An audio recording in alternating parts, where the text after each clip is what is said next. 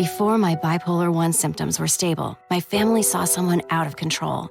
That's not me now. Before, my friends saw someone sad and detached. That's not me now. This is me now, stable on treatment.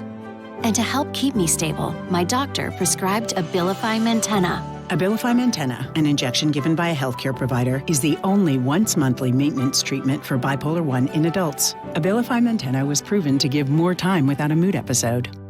ABILIFY MAINTENA can cause serious side effects. Elderly dementia patients have increased risk of death or stroke. Call your doctor about fever, stiff muscles and confusion, which could be life-threatening, or uncontrolled body movements, which may not go away. Risks include high blood sugar, cholesterol, weight gain, low white blood cells, unusual urges, dizziness on standing, seizures, trouble swallowing.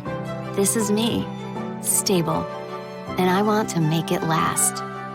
Ask your doctor about ABILIFY MAINTENA.